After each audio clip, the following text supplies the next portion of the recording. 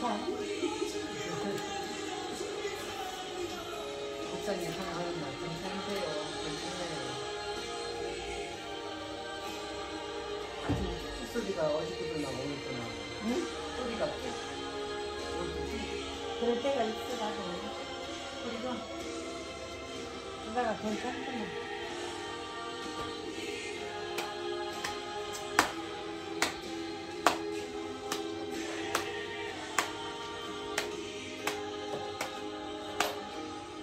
무슨 날 벌써?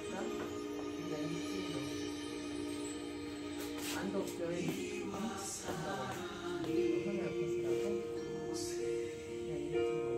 더 올라온가 몰라서 그 안에 들어가면 이쪽에 대가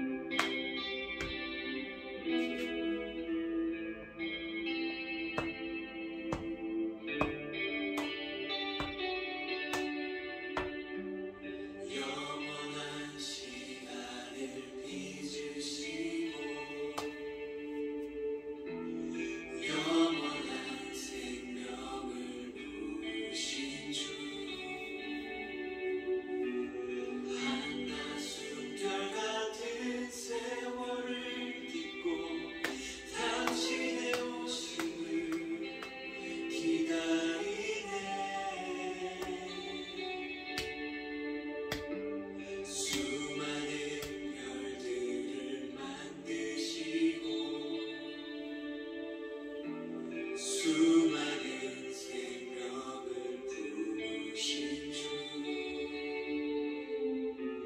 한낮 숨결 같은 세상을 넘어 당신의 오심을 기다리네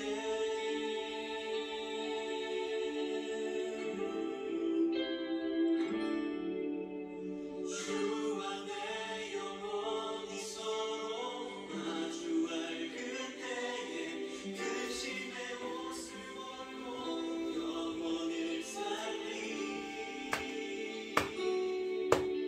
주와 내 영혼이 서로 마주할 그때에 고뇌의 옷을 벗고 영혼을 누리니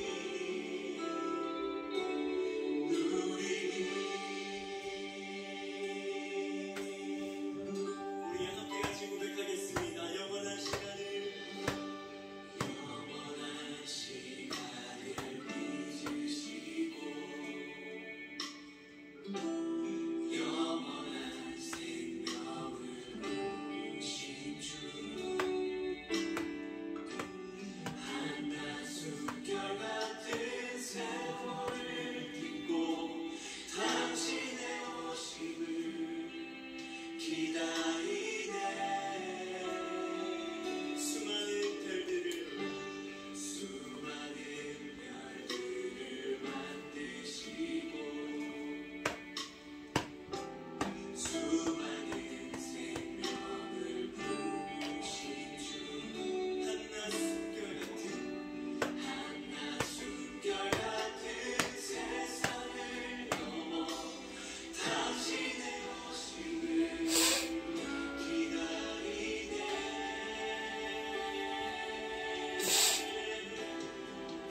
주와 내 영혼이 서로 마주할 그때에 근심의 옷을 벗고 영혼을 살리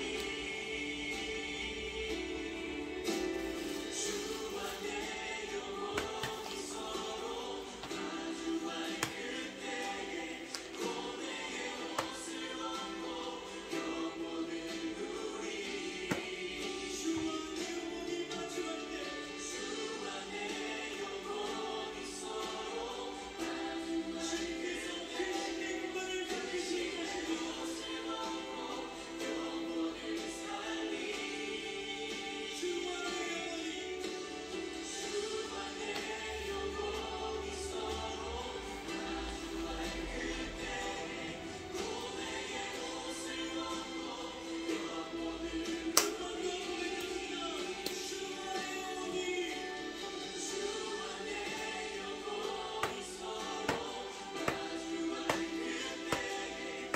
근심의 옷을 벗고 영혼을 살리 주와 내 영혼이 서로 마주할 그때에 고뇌의 옷을 벗고 영혼을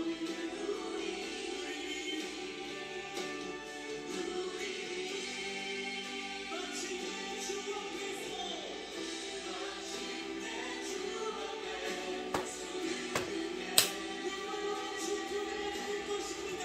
눈물로 주님의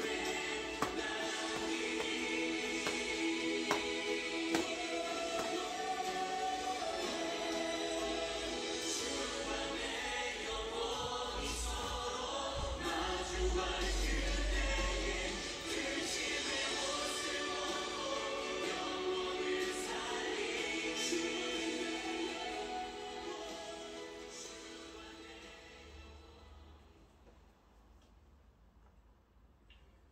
10월 13일 주일 예배를 시작하도록 하겠습니다. 여호와는 나의 목자시니 내게 부족함이 없으리로다. 그가 나를 푸른 풀밭에 두이시며 쉴 만한 물가로 인도하시는도다. 내 영혼을 소생시키시고 자기 이름을 위하여 의의 길로 인도하시는도다. 내가 사망의 음침한 골짜기로 다닐지라도 해를 두려워하지 않을 것은 주께서 나와 함께 하심이라. 주의 지팡이와 막대기가 나를 안위하시나이다. 주께서 내 원수의 목전에서 내게 상을 차려주시고 기름을 내 머리에 부으셨으니 내 잔이 넘치나이다. 내 평생의 선하심과 인자하심이 반드시 나를 따르리니 내가 여호와의 집에 영원히 살리로다. 아멘. 저희들을 창세전에 택정하시고 여기까지 인도해 주신 주님 감사드립니다. 오늘 예배 가운데 임재하여 주시고 이 예배가 신령과 진정으로 드려지는 예배가 되게 하여 주시옵소서. 이 모든 말씀 거룩하신 예수님의 이름으로 기도드리옵나이다. 아멘. 찬송 1장입니다. 만복의 근원 하나님 온 백성 찬송 드리고 저 천사여 찬송하세 찬송 성부 성자 성령 아멘. 사도시경 하심으로 신앙 고백하시겠습니다. 전능하사 천지를 만드신 하나님 아버지를 내가 믿사오며 그의 아들 우리 주 예수 그리스도를 믿사오니 이는 성령으로 잉태하사 동정녀 마리아에게 나시고 본디오 빌라도에게 고난을 받으사 십자가에 못 박혀 죽으시고 장사한 지 사흘 만에 죽은 자 가운데서 다시 살아나시며 하늘에 오르사 전능하신 하나님 우편에 앉아 계시다가 저리로서 산자와 죽은 자를 심판하러 오시리라. 성령을 믿사오며 거룩한 공예와 성도가 서로 교통하는 것과 죄를 사하여 주시는 것과 몸이 다시 사는 것과 영원히 사는 것을 믿사옵나이다. 아멘. 교동문 46번입니다. 내 영혼아 여호와를 송축하라. 여호와 나의 하나님이여. 주는 심히 위대하시며 존귀와 권위로 옷 입으셨나이다. 주께서 옷을 입음같이 빛을 입으시며 하늘을 휘장같이 치시며 물에 자기 누각을 들보를 얹으시며 구름으로 자기 수레를 삼으시고 바람 날개로 다니시며 바람을 자기 사신으로 삼으시고 불꽃으로 자기 사역자를 삼으시며 땅의 기초를 놓으사 영원히 흔들리지 아니하게 하셨나이다. 주께서 물의 경계를 정하여 넘치지 못하게 하시며 다시 돌아와 땅을 덮지 못하게 하셨나이다. 여호와께서 샘을 골짜기에서 솟아나게 하시고 산 사이에 흐르게 하사 각종 들짐승에게 마시게 하시니 들나귀들도 해갈하며 공중의 새들도 그 가에서 깃들이며 나무가지 사이에 지적이 있는도다. 그가 그의 누각에서부터 산에 물을 부어 주시니 주께서 하시는 일의 결실이 땅을 만족시켜 주는도다. 아멘. 찬송가 455장입니다. 주님의 마음을 품받는 자 그 맘에 평강이 찾아옴은 험악한 세상을 이길 힘 하늘로부터 임함이로다. 주님의 마음 본받아 살면서 그 거룩하심 나도 이루리. 주 모습 내 눈에 안 보이며 그 음성 내 귀에 안 들려도 내 영혼 날마다 주를 만나 신령한 말씀 늘 배우도다. 주님의 마음 본받아 살면서 그 거룩하심 나도 이루리. 가는 길 거칠고 험하여 마음의 불평이 없어짐은 십자가 고난을 이겨내신 주님의 마음 본받음이라. 주님의 마음 본받아 살면서 그 거룩하심 나도 이루리. 주 예수 세상에 다시 오실 그날엔 무성도 변화하여 주님의 빛나는 그 영상을 다 함께 보며 주 찬양하리. 주님의 마음 본받아 살면서 그 거룩하심 나도 이루리. 아멘. 아멘. 기도하겠습니다. 내 영혼아 여호와를 송축하라. 내 속에 있는 것들아 다 그의 거룩한 이름을 송축하라. 내 영혼이 여호와를 송축하며 그 모든 은택을 잊지 말지어다. 그가 내 모든 죄악을 사하시며 내 모든 병을 고치시며 내 생명을 파멸해서 속량하시고 인자와 긍휼로 관세우시며 좋은 것으로 내 소원을 만족하게 하사 내 청춘을 독수리같이 새롭게 하시는도다. 아멘. 전지 만물을 지으신 전능하신 하나님 아버지, 어리석고 보잘것없는 저희를 자녀 삼으시고 아버지의 사랑 가운데 살아가게 하심을 감사드립니다. 전능하신 하나님, 세상은 온갖 일 어지럽고 소란스럽고 온갖 일이 다 일어나는 이 시간에도 저희들 예배할 수 있도록 인도하시니 참으로 감사드립니다. 전능하신 하나님 아버지, 저희 나라 대한민국을 기억하여 주시옵소서. 불쌍히 여겨 주시옵소서. 하나님 앞에 합당한 것이 없을지라도 불쌍히 여겨주시고 아버지 지켜주시옵소서. 바람 앞에 등불 같은 이 나라 아버지 하나님 불쌍히 여겨주시고 지켜주시옵소서. 전능하신 하나님 아버지, 우리는 아버지밖에 없습니다. 아버지, 모든 것이 하나님 앞에 합당하지 못한 일이 있을지라도 아버지 긍휼한 마음으로 저희들을 지켜주시고 보호하여 주시옵소서. 시대가 아버지 하나님 너무너무 귀중한 중대한 시대를 아버지께서 열고 계십니다. 열매가 얻을 중대한 시대입니다. 이 열매가 어떤 열매입니까? 주님 십자가에 죽으시고 아버지께 드려지는 열매들 아닙니까? 이 천금 같은 귀한 열매 얻은 시대에 아버지 하나님, 당신의 사랑하는 종 열매 거둘 말씀을 준비하여 강단에 세우셨으니 참으로 감사드립니다. 이 귀한 열매 거둘 말씀으로 말미암아 아버지께서 기뻐 받으실 열매들이 넉넉히 나올 수 있도록 도와주시옵기를 간절히 소원하옵고, 이 모든 말씀 억만 죄악 가운데서 우리를 구원하여 주신 예수 그리스도 이름으로 기도드리옵나이다. 아멘.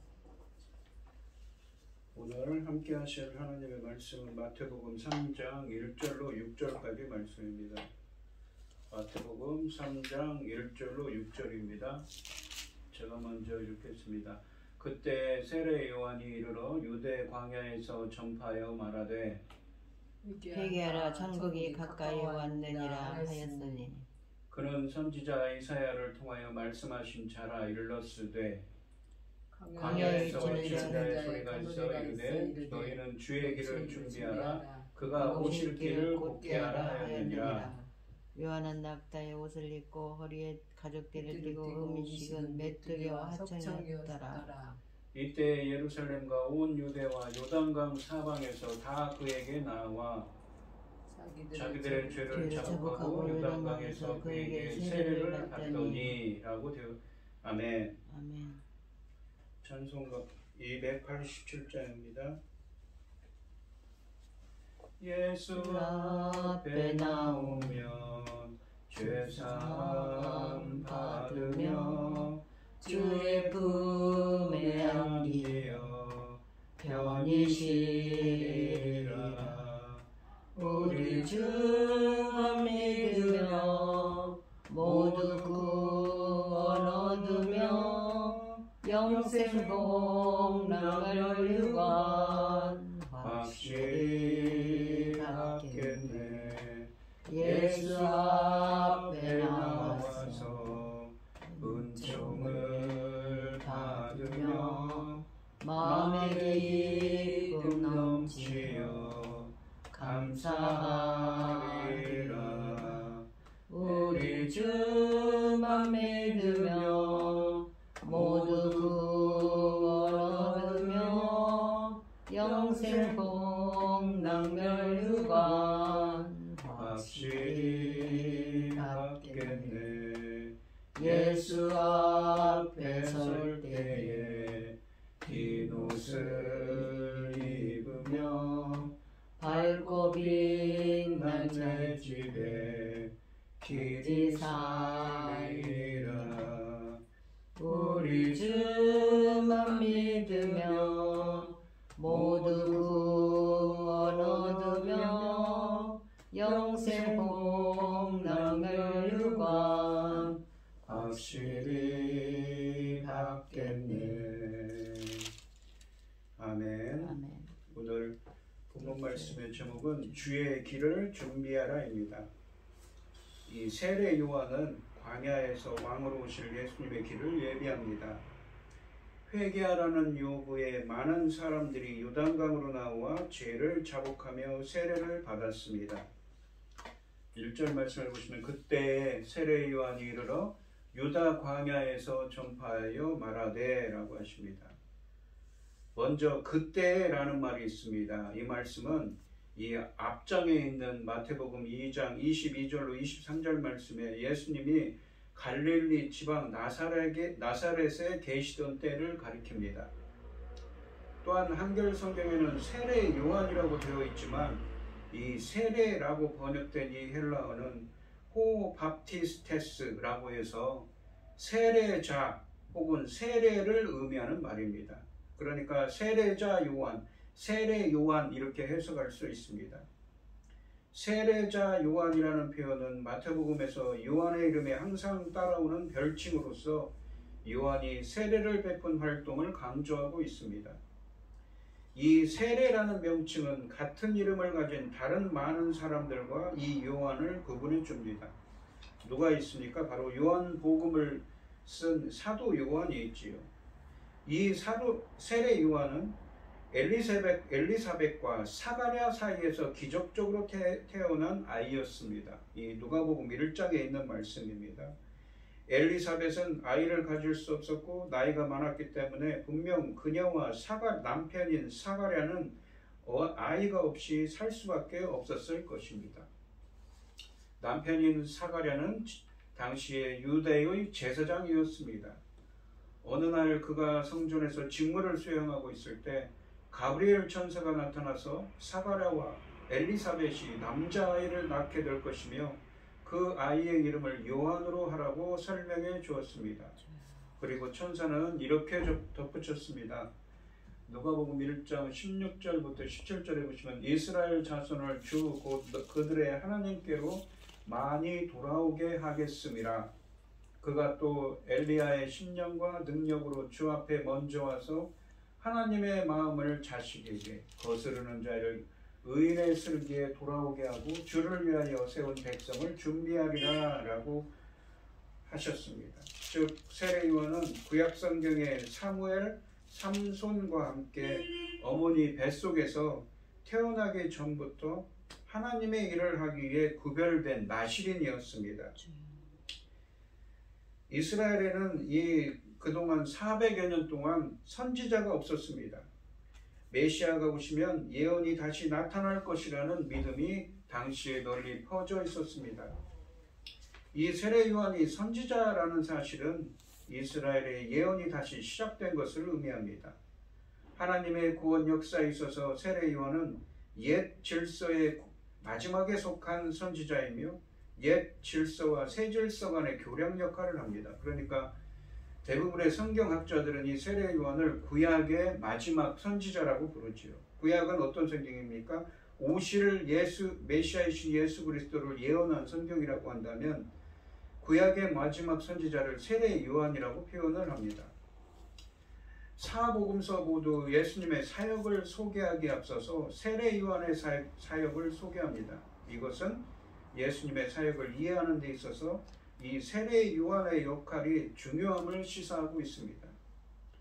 이 세례 요한의 중요성은 마태복음 3장 4절 말씀처럼 요한을 선지자 엘리야의 모습으로 묘사하는 것과 무관하지 않습니다. 세례 요한은 예수님이 나사렛에 계실 때에 활동을 시작했습니다. 이후에 마태복음 3장 13절에 보시면 예수님은 세례 요한에게 세례를 받기 위해 갈릴리에서 요단강에 오셨습니다. 유대 광야라는 말은 이 유대 광야라는 곳은 사해의 서부 지역과 요단강 하루 지역을 포함한 곳입니다. 또한 세례 요한이 와서 다음 절의 내용을 전파한다라고 말씀하시는데 이 전파하다라고 번역된 헬라어 케리소는 공적으로 전하다, 공표하다라는 의미입니다. 세례 요한을 오시는 왕에 대한 소식을 전하는 하나님의 사자로 묘사한 것입니다. 이 2절 말씀을 보시면 회개하라 천국이 가까이 왔느니라 하였으니 라고 되어 있습니다. 마태는 세례 요한의 사역을 우선적으로 선포로 소개합니다. 그리고 그 선포 내용을 직접 인용합니다. 헬라어 원문으로 직역하면 회개하라 하늘 나라가 막 도래하고 있기 때문이다입니다. 그러니까 왜 회개하라 라고 명령했는데 왜 회개해야 되냐면 왜냐하면 천국이 가까이 왔기 때문이다 라는 말씀입니다. 이 말씀은 이 구절은 세례자 요한의 사역과 관련되어 이 사복음서 중 마태복음만이 유일하게 기술한 것으로서 얼마 후에 소개될 마태복음 4장 17절의 예수님의 선포와 정확히 일치하는 말씀이기도 하고 또한 마태복음 10장에 가서는 예수님께서 제자들을 파송하시면서 같은 메시지를 전파하라고 분부하셨습니다. 그러므로 세례 요한과 예수님은 연속 선상에 있으며 유대인들을 향해 세례 요한의 메시지는 곧 마태복음을 읽는 그리스도인들을 향한 메시지이기도 합니다. 이 선포는 요한과 예수님의 사역을 이해하는 데 결정적으로 중요한 말씀입니다. 세례 요한은 하늘나라, 그러니까 하나님의 통치가 가까이 왔으니 회개하라고 말했습니다. 그는 하늘나라, 곧 새로운 질서가 열릴 것이기 때문에 회개하고 이 나라에 들어가도록 촉구하고 있는 것이지요. 요한의 메시지는 회개하지 않으면 심판을 피할 수 없다는 경고로 요약되고 있습니다. 회개하라 라는 말은 명령어입니다. 이어서 하늘나라가 가까이 왔다는 말은 직설법이지요.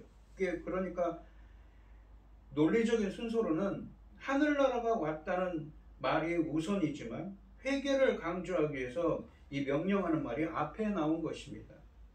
회개를 해서 하늘나라를 가져오는 것이 아니라 하늘나라가 왔기 때문에 회개로 반응해야 한다는 것입니다. 하늘나라의 통치를 절대시하고 하늘아버지의 뜻에 순종해서 사는 것이 회개입니다. 약속의 땅에 들어가는 종말의 기회가 찾아왔고 그 시기는 임박했으나 회개한 자들만 해방을 누릴 수 있다는 것이지요. 회개하라 라는 말은 이 구약의 선지자들이 자주 한 메시지로서 하나님께 돌아오라는 것입니다. 회개는 문자적으로 생각 또는 마음을 바꾼다라는 뜻을 가지고 있습니다. 죄와 악에 대한 자신의 마음뿐 아니라 삶을 완전히 바꾸는 것을 말합니다. 회개는 단순히 죄에 대해 슬퍼하고 후회하는 것만으로 그치지 않습니다. 삶의 총체적인 영역에 있어서 죄로부터 하나님께로 돌아가는 근본적인 변화가 있어야 합니다. 이것은 단순한 개종의 차원을 뛰어넘는 근본적인 삶의 변화를 의미합니다. 유대인에게는 이 문제가 예언자들의 시대 이후로 줄곧 핵심적인 문제로 부각되어 왔습니다. 이 회개를 촉구하는 이유는 하늘나라가 막 도래했기 때문입니다.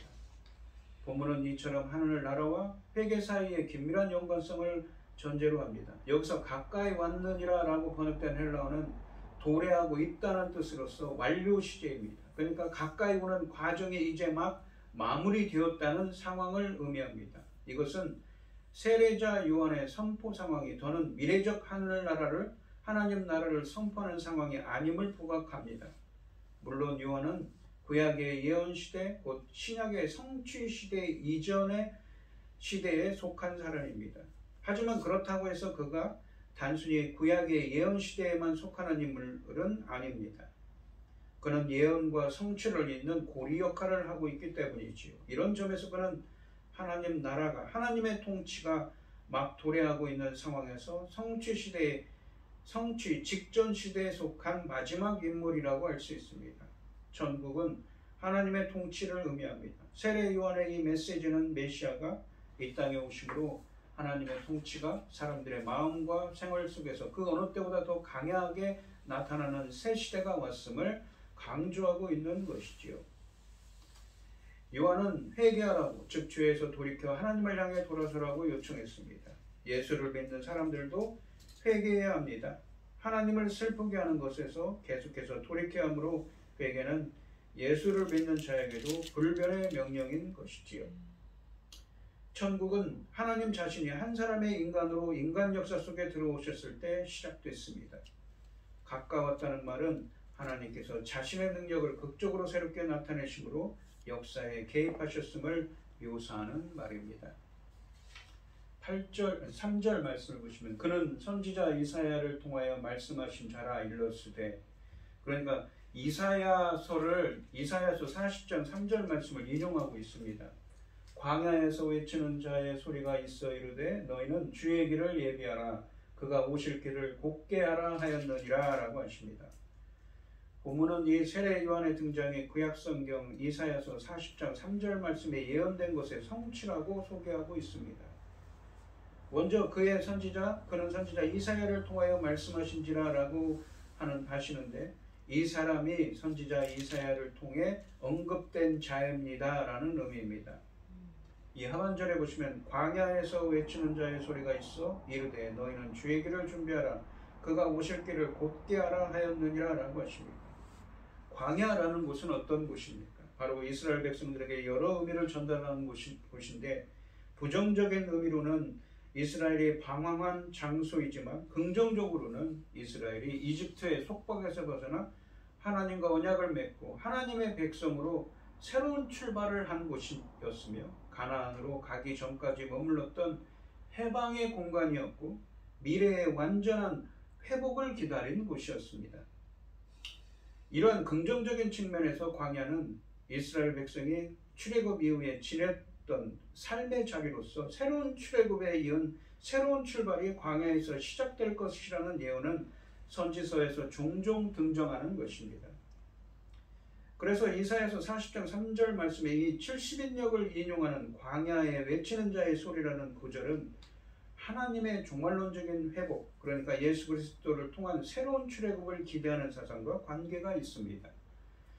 참고로 말씀드리면 이 이사야서는 66장까지 있는데 성경도 66권인데 이사야서도 66장입니다. 그런데 이사야서는 1장부터 39장까지는 주전 약 740년에서 700년경까지의 그 역사적인 일에 대해서 서술을 합니다. 반면에 이 이사야서 40장부터는 어떤 이야기가 시작되냐면 이스라엘 백성들이 주전 586년에 바벨론에 패망을 해서 바벨론의 포로로 끌려가지요. 그 포로로 끌려간 상황을 전제로 해서 이야기가 시작됩니다. 그러니까 이 이사야서 40장 3절 말씀은 무엇입니까? 바벨론의 포로로 끌려간 상황에서 그 이스라엘 백성들이 다시 돌아올 것이라는, 출애굽한 백성들이 이집트에서 돌아왔던 것처럼 다시 돌아올 거라는 새로운 출애굽을 말씀하는 구절에서 나오는 구절입니다. 그런데 그것을 지금 이 주님께서는 이사야서를 인용하면서 이 이사야 40장 3절에서 말씀하신 사람이 바로 엘리야 말씀한 것이 누구를 이 예수 그리스도를 통한 새로운 출애굽에 대한 이야기를 하시면서 이 세례 요한에 대해서 이야기하고 계신 것입니다. 이사야 40장 3절에서 주님은 이사야 선지자를 통해 바벨론의 포로로 끌려가 있는 이스라엘 백성들에게 이스라엘로 다시 귀환시키기 위해 오실 주님을 준비하라고 하십니다. 원래 이사야 40장 3절 말씀은 하나님의 백성을 포로되었던 바벨론에서 광야를 통해 약속의 땅으로 귀환시키는 제2의 출애굽을 약속하는 것입니다. 그러니까 이 출애굽 같은 모티브를 다시 사용하는 겁니다. 선지서에서. 그러면서 그들이 포로 1차, 2차, 3차 포로 귀환을 하지요. 그 포로 귀환 사건을 새로운 출애굽으로, 제2의 출애굽으로 이야기를 하는 겁니다. 그런데 그것이 다시 신약의 이 오실 메시아이신 예수 그리스도에 대한 예언을 통해서 인용을 하시면서 이것은 또한 예수 그리스도를 통한 새로운 출애굽을 예언한 말씀이라고 볼 수가 있는 것이지요. 이 약속에서 오실 분은 하나님 자신입니다. 그런데 마태복음에서는 이 약속의 소리가 요한의 소리, 포로 생활에서의 귀환이 메시아의 시대로 하나님의 오심이 예수님의 오심으로 연결되어 성취된 것으로 인용하고 있는 것이지요. 그래서 이사야 40장 3절 말씀은 예수 그리스도를 통한 새로운 출애굽을 예표한다고 볼 수가 있는 것입니다. 이 마태복음 3장 3절 말씀은 신약시대에 세례 요한이 인류를 죄로부터 구원하시기 위해 오시는 메시아이신 예수님의 길을 준비하는 소명을 받았음을 시사합니다. 구약성경은 말라기 3장 말씀과 4장 말씀 등에서 메시아가 오시기 전에 엘리야가 올 것이라고 예언했는데 이제 신약시대에 이르러 세례 요한을 통하여 그 예언이 실현된 것을 말씀하고 있는 것이죠. 메시지의 내용은 주의 길을 예비하라로 요약될 수 있습니다. 이것은 곧 하나님이 임하실 것을 암시합니다. 요한이 너희는 주의 길을 준비하라 그가 오실 길을 곧게하라 라고 말했는데 이사야 본문에서 이집트를 탈출한 백성을 맞이하러 광야로 오셨던 것처럼 여호와는 바벨론에서 포로되었던 이스라엘을 광야를 통과해서 오는 이스라엘 백성들을 고토로 이끄실 것입니다. 따라서 유대 광야에서 요한이 말하는 자기 백성의 회복을 위해 오는 주는 하나님이십니다. 바로 예수 그리스도라는 것이죠. 이러한 사실은 여호와께서 주의 사자인 엘리야를 먼저 보내시는 목적과도 일치하는 것입니다. 이런 점에서 이 마태복음 3장 3절은 예수님을 광야로 오실 하나님으로 나타내고 있습니다. 이제 예수님으로 말미암은 새로운 구원이 도래한 것이지요. 그 메시지를 전하러 세례 요한이 온 것입니다. 예수님의 오심으로 시작된 천국, 곧 하나님이 통치하는 나라를 예비하는 길은 2절 말씀처럼 회개하는 것입니다. 요한은 광야에서 외치는 자이며 회개하라는 권면은 그의 소리입니다. 요한은 예수님이 사역을 시작하기 전에 그분이 사역할 수 있도록 만반의 준비를 하라며 하나님이 보내신 선지자입니다. 그러므로 본문의 이 주의 길에서 주는 이사야서에서처럼 여호와가 아니라 여호와의 자기 현시이신 예수 그리스도이십니다. 요한은 사람들이 회개하도록 이끄는 사역으로 예수님의 길을 예비했습니다. 우리들도 이스라엘이 바벨론 포로된 곳에서 귀환하는 제2의 출애굽을 준비한 것처럼 메시아이신 예수 그리스도를 통한 새로운 출애굽을 세례 요한처럼 준비하는 여러분들이 되시기를 바랍니다. 4절 말씀을 보시면 왜 이런 말을 하냐면요. 요한 계시록 같은 데 보시면 이 헬라어로 쓰여져 있지만 우리가 출애굽할 때 쓰여진 출애굽기, 레위기, 민수기에 쓰여진 이 문장들이 70인역 성경에 담겨있는 문장들이 많이 인용되어 있습니다. 예를 들면 장막을 치다라는 말씀입니다. 장막하니까 무엇이 생각납니까? 이스라엘 백성들이 출애굽해서 이 광야에서 성막을 친 것을 이야기할 수가 있죠. 그 장막을 치다는 구절이 많이 나옵니다. 그렇기 때문에 우리들도 오실 예수 그리스도, 다시 오실 예수 그리스도, 예수 그리스도의 통치를 준비하는 자가 되어야 되는 것이죠. 4절 말씀을 보시면 이 요한은 낙타토롯을 입고 허리에 가죽들을 띠고 음식은 메뚜기와 석청이었더라 라고 하십니다. 낙타토롯을 입고 허리에 가죽들을 띠고 음식은 메뚜기와 석청, 석청이라는 건 무엇입니까? 바로 바위 이 곁이라든가 또는 나무에서 나는 야생 꿀이지요.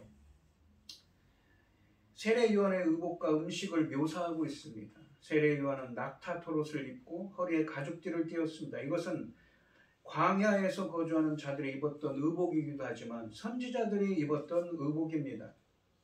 열왕기하 1장 8절 말씀은 엘리야의 이 복장에 대해서 언급하면서 그는 털이 많은 사람인데 허리에 가죽띠를 띄었더이다 하니 왕이 이르되 그는 디셉 사람 엘리야로다 라고 말씀하십니다. 따라서 세례 요한의 이러한 모습은 엘리야의 모습과 매우 흡사한 것이지요.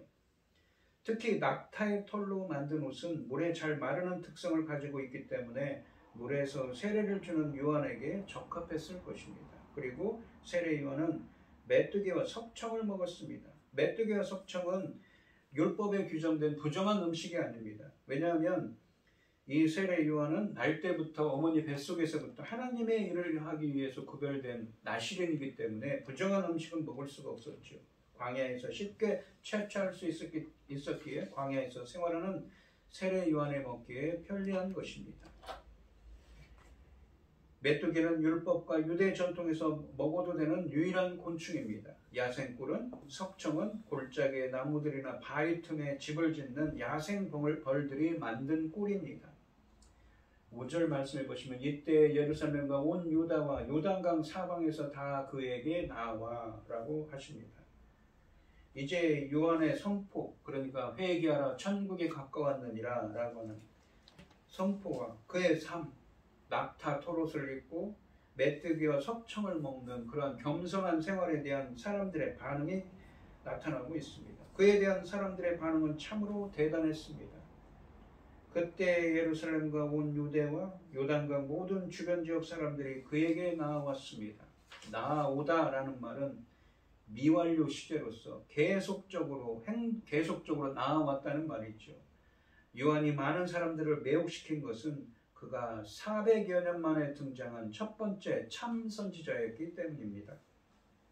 6절 말씀해 보시면 자기들의 죄를 자복하고 자기들의 죄를 자복했다는 건 고백하고 요단강에서 그에게 세례를 받더니 라고 하십니다. 이 마침내 요한이 세례자라는 별명으로 불리게 된 이유가 드러나고 있습니다.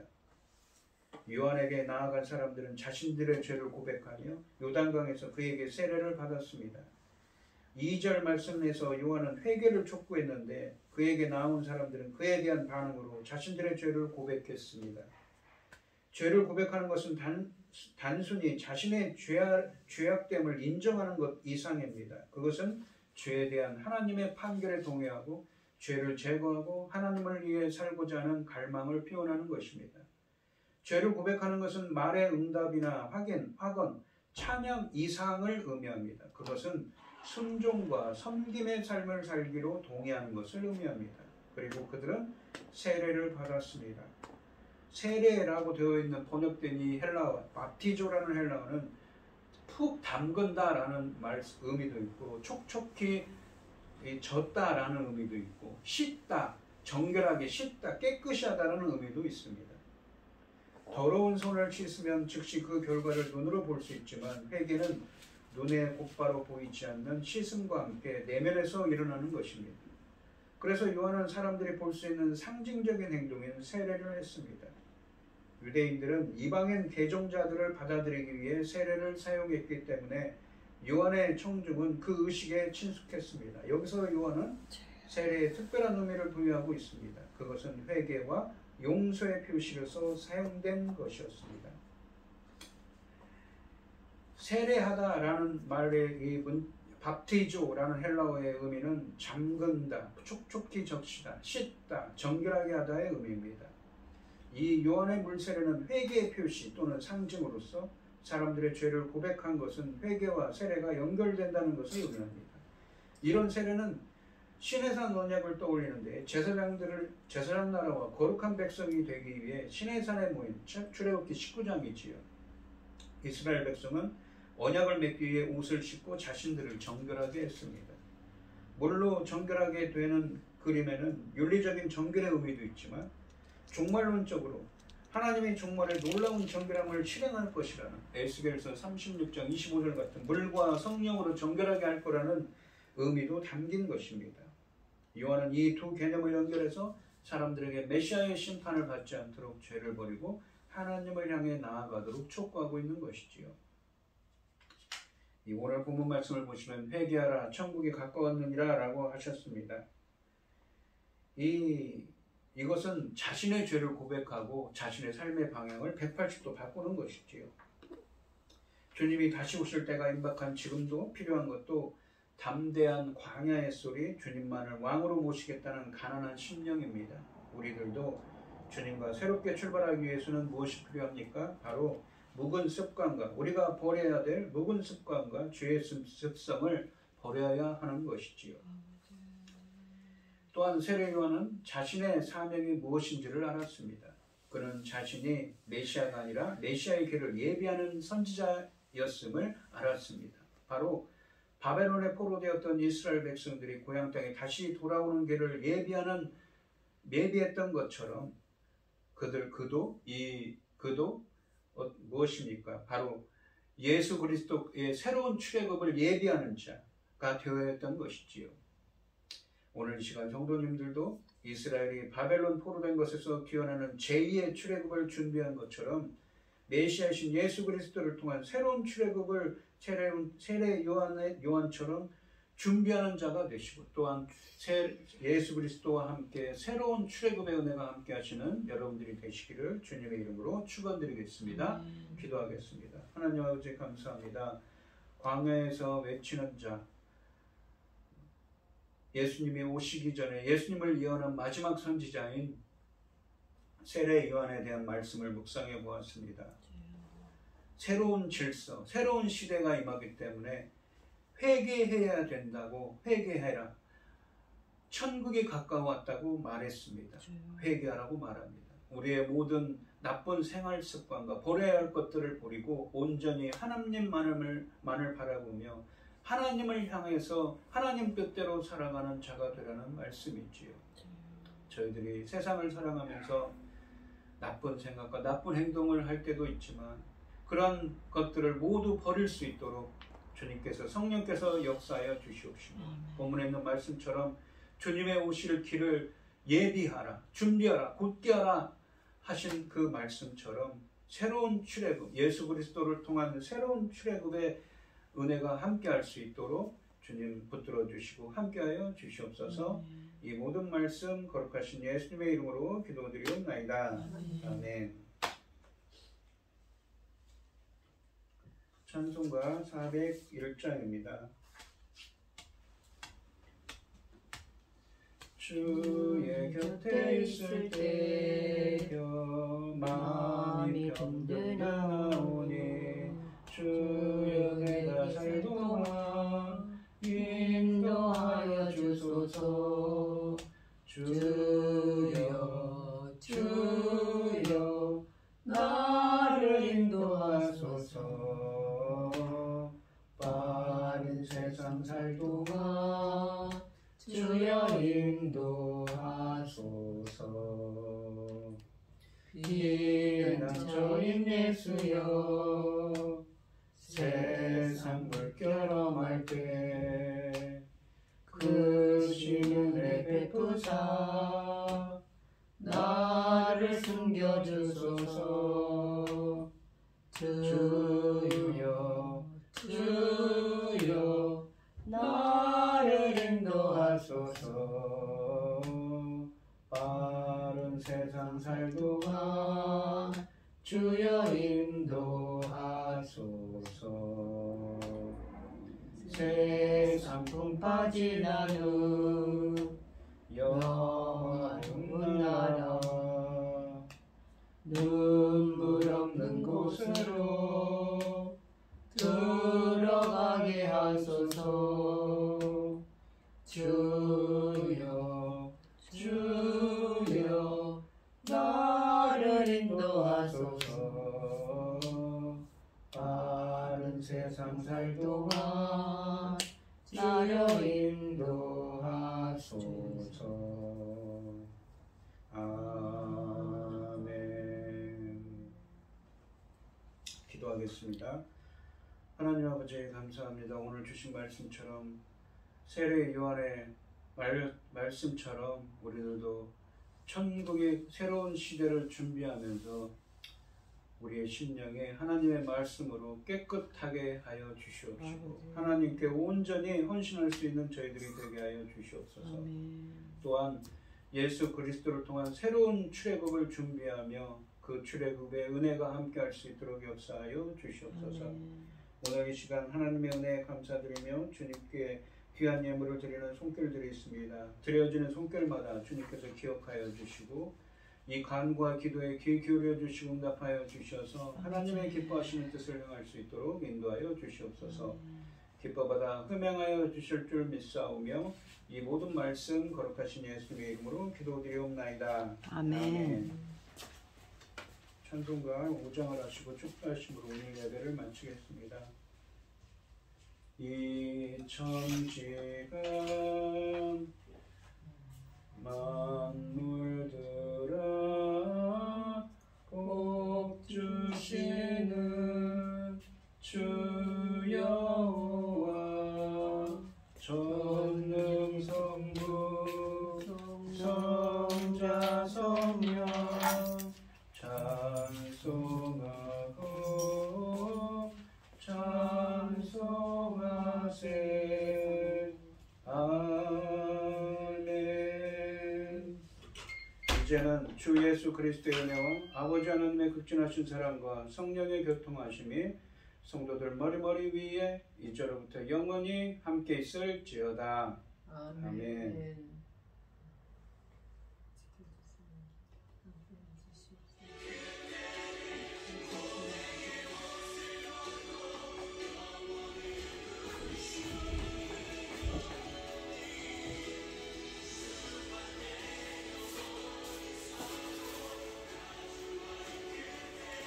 또 그래.